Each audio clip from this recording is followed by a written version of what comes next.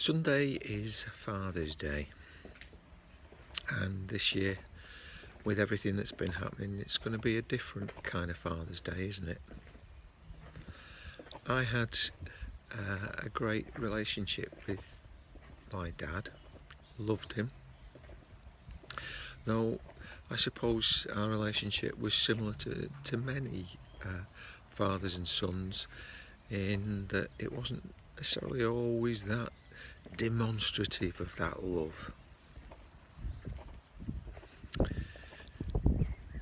I feel very fortunate in the relationship I did have.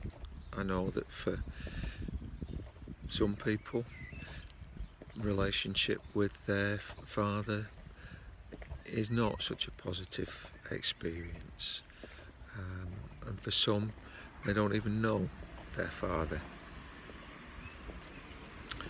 So yeah, I do feel very fortunate, and for me, that relationship does have echoes of a relationship with a heavenly Father, but only echoes. I think that as we think about Father's Day this year, that's got me thinking about the fact that for many we'll still be separate from our fathers. Social distancing might still be applicable. For some, they will be able to get together.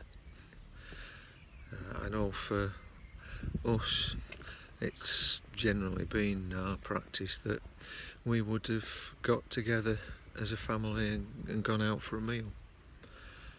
But we're not going to be able to do that this year. So that kind of celebration just isn't happening.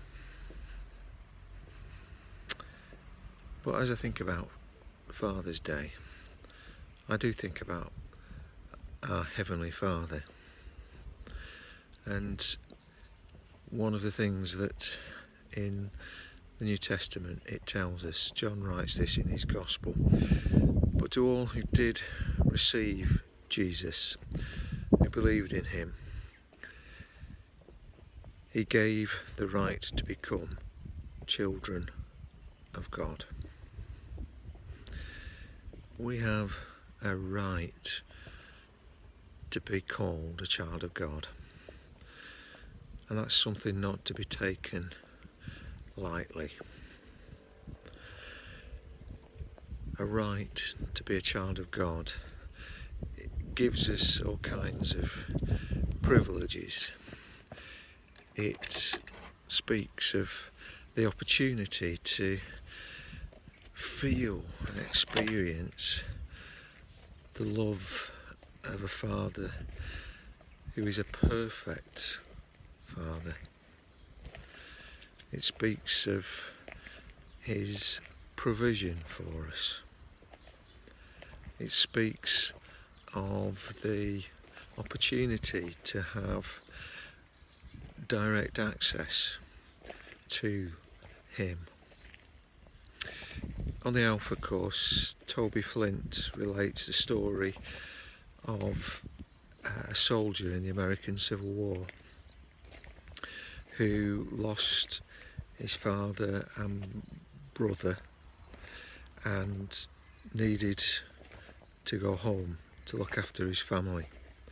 In order to do that, he needed to be released from the Union Army, and the only way that that could happen was if he had a presidential order.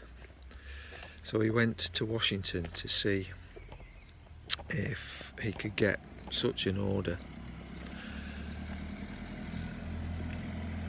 He was refused entry to the White House to see President Lincoln, and in despair he sat down and started to cry with his head in his hands. And then a young boy came and sat next to him, asked him what the problem was.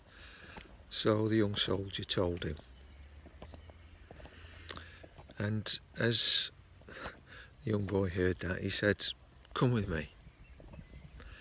And he dragged the soldier to the White House, past the guards, past all the dignitaries, all the government officials, and he straight away opened a door and took the young soldier into the presence of President Lincoln.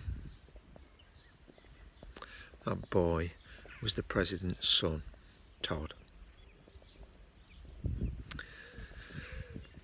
We have that right of access without any ceremony to God, our Father.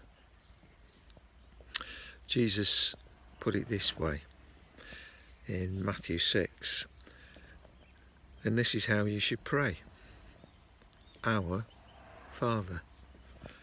Directly. No need for any intermediaries. Our Father.